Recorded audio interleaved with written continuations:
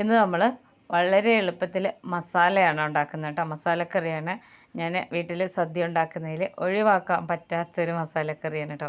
സദ്യയിലല്ലാത്ത സമയത്ത് പോലും ചപ്പാത്തിക്കോ ചോറിനൊപ്പമൊക്കെ കഴിക്കാൻ പറ്റിയൊരു അടിപൊളി മസാലയാണ് കേട്ടോ. ഇതെങ്ങനെയാണ് ഉണ്ടാക്കുന്നതെന്ന് നോക്കാമല്ലോ. ഇതിനായിട്ട് ആദ്യം തന്നെ ഞാനിവിടെ സോയ ചങ്ക്സ് ആണ് എടുത്തിട്ടുള്ളത് കേട്ടോ. ഇത് നമുക്ക് കടയിൽ നിന്നൊക്കെ വാങ്ങിക്കാൻ കിട്ടും. ഒട്ടുമിക്ക ആൾക്കാർക്കും ഇത് അറിയായിരിക്കും. ഇത് ഞാനിവിടെ 2 കപ്പോളം അളന്നെടുക്കുന്നുണ്ട്. ഇത് ഒന്ന് കുതിർന്ന് കഴിഞ്ഞാൽ തന്നെ കുറച്ച് വലുതായി വരും കേട്ടോ. ഞാനിവിടെ കുറച്ച് വെള്ളം വെച്ചിട്ടുണ്ട്. ഒരു 4 കപ്പ് വെള്ളം വെച്ചിട്ടുണ്ട്.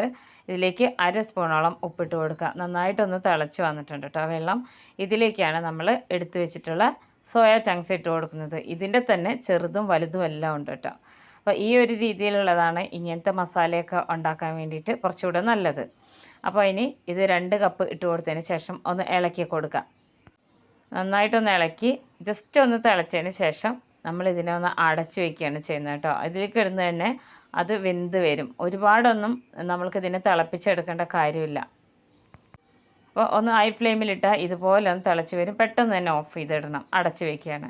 ഇനി ഇത് ഒന്ന് ചൂടാറുന്ന വരെ വെയിറ്റ് ചെയ്യണം. നന്നായിട്ടൊന്ന് ചൂടാറിയതിന് ശേഷം നമുക്കിതിനെ തുറന്ന് നോക്കാം. അപ്പോൾ അതാ സോയ ചങ്ക്സൊക്കെ നന്നായിട്ട് വെന്ത് വന്നിട്ടുണ്ട്. ഇനി ഇതിൽ വെള്ളം ഒഴിച്ചിട്ട് കുറച്ച് തണുത്ത വെള്ളം ഒഴിച്ചിട്ട് നന്നായിട്ടൊന്ന് വെള്ളം വാർത്തെടുക്കുകയാണ് ചെയ്യുന്നത് കേട്ടോ. കുറച്ചൊന്ന് ഇങ്ങനെ പിഴിഞ്ഞെടുക്കണം.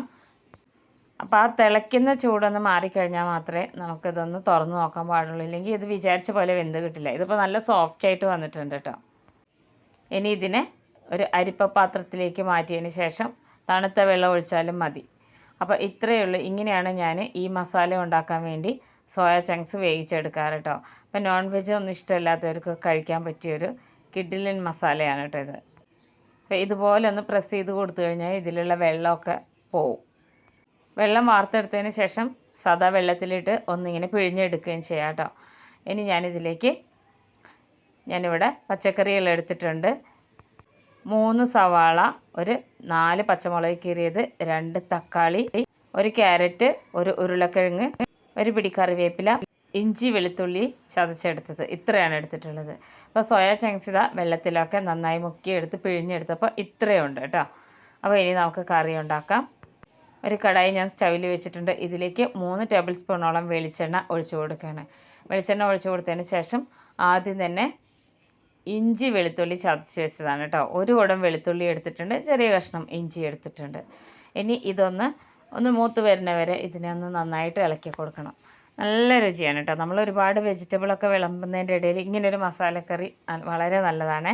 ഇനി ഇതിലേക്ക് മല്ലിപ്പൊടി ഇട്ട് കൊടുക്കുകയാണ്. മല്ലിപ്പൊടി ഞാനിവിടെ ടേബിൾ സ്പൂണാണ് അളന്നെടുക്കുന്നത് കേട്ടോ. 3 ടേബിൾ സ്പൂണോളം ഇട്ട് കൊടുക്കുന്നുണ്ട്. 3 ടേബിൾ സ്പൂൺ മല്ലിപ്പൊടി ഇട്ട് കൊടുത്തു. ഇനി നമ്മളിതിലേക്ക് ചേർത്ത് കൊടുക്കുന്നത് മുളക് പൊടിയാണ്. മുളക് പൊടി ഇതുപോലെ തന്നെ 1 ടേബിൾ സ്പൂണോളം ഇട്ട് കൊടുത്തിട്ടുണ്ട്. മഞ്ഞൾപ്പൊടി 1 സ്പൂൺ ഇട്ട് കൊടുത്തിട്ടുണ്ട്. ഇതിലേക്ക് കുരുമുളക് പൊടിച്ച് വെച്ചത് 1 ടേബിൾ സ്പൂണോളം ഇട്ട് കൊടുത്തിട്ടുണ്ട് കേട്ടോ. ഇനി ഈ പൊടികളൊക്കെ നന്നായിട്ടൊന്ന് വഴറ്റിയെടുക്കണം. ഈ വെളിച്ചെണ്ണയിൽ കിടന്നിട്ട് ഈ പൊടികളെല്ലാം നല്ലോണം മൂത്ത് വരണം കേട്ടോ. ഇത് വെളിച്ചെണ്ണയിൽ തന്നെ ഉണ്ടാക്കിയെടുക്കുന്നതാണ് ഇതിൻ്റെ ഒരു ശരിയായിട്ടുള്ള ടേസ്റ്റ്. നല്ല മണമാണ് കേട്ടോ. ഈ ഒരു രീതിയിൽ ഒന്ന് ചെറുതായിട്ടൊന്ന് കളർ മാറി വരണം. ഈ മല്ലിപ്പൊടിയുടെ ഒക്കെ കളറൊന്ന് ചെറുതായിട്ട് മാറി വരണം. അപ്പോൾ അത് നല്ലോണം മൂപ്പിച്ചെടുത്തിട്ടുണ്ട്. ഇത് മൂത്ത് വരുമ്പോൾ ഒരു പ്രത്യേക മണമൊക്കെയാണ് കേട്ടോ. മല്ലി ഇങ്ങനെ വറുത്തെടുക്കുന്ന ഒരു മണമൊക്കെ ഉണ്ടാവും. അപ്പോൾ ഈ ഒരു രീതിയിൽ ചെയ്തെടുത്താൽ മതി. ഇതിപ്പോൾ റെഡി ആയിട്ടുണ്ട്. ഇനി ഇതിലേക്ക് സവാള ഇട്ട് കൊടുക്കുകയാണ്. സവാള ഇതുപോലെ നീളത്തിൽ അരിഞ്ഞെടുത്തതാണ് കേട്ടോ. സവാള ഇട്ട് കൊടുത്തു. പച്ചമുളക് ഇട്ട് കൊടുത്തു. 1 പിടി കറിവേപ്പിലയും കൂടെ ഇതിൽ ചേർത്ത് കൊടുത്തു. ഇനി ഇതിനെ നല്ലോണം ഒന്ന് വഴറ്റിയെടുക്കണം. സവാള ഒന്ന് ചെറുതായിട്ടൊന്നിങ്ങനെ വഴന്ന് വരണം. അതുവരെ നമുക്ക് ഇങ്ങനെ ഇളക്കി കൊടുക്കണം കേട്ടോ. പെട്ടെന്ന് സവാള ഒന്ന് വഴറ്റിയെടുക്കാൻ വേണ്ടിയിട്ട് ഞാൻ ഇതുപോലെ ഒന്ന് ഇളക്കി കൊടുത്തതിന് ശേഷം നമ്മളിതിനെ ഒന്ന് വളരെ ലോ ഫ്ലെയിമിലിട്ട് ഒന്ന് അടച്ച് വെച്ച് കഴിഞ്ഞാൽ പെട്ടെന്ന് തന്നെ ഇത് നല്ല സോഫ്റ്റായിട്ട് നല്ല വഴന്ന് കിട്ടും കേട്ടോ. അപ്പോൾ ഞാനിവിടെ അടച്ച് വയ്ക്കുകയാണ്. ഒരു 2 മിനിറ്റ് ലോ ഫ്ലെയിമിലിട്ട് കൊടുത്താൽ മതി. 2 മിനിറ്റിന് ശേഷം നമുക്ക് തുറന്ന് നോക്കാം. സവാളയൊക്കെ ഇവിടെ നന്നായിട്ട് വഴന്ന് വന്നിട്ടുണ്ട്. ഇത്രയേ ഉള്ളൂ പണി.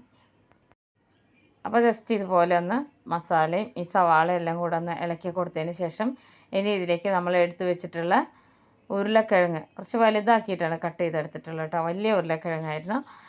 ഉരുളക്കിഴങ്ങ് ഇട്ട് കൊടുത്തു. അതുപോലെ തന്നെ അരിഞ്ഞ് വെച്ച ക്യാരറ്റ് ഇട്ട് കൊടുത്തു. അതിൻ്റെ കൂടെ തന്നെ തക്കാളി അരിഞ്ഞതും കൂടെ ഇതിൽ ചേർത്ത് കൊടുത്തിട്ടുണ്ട്.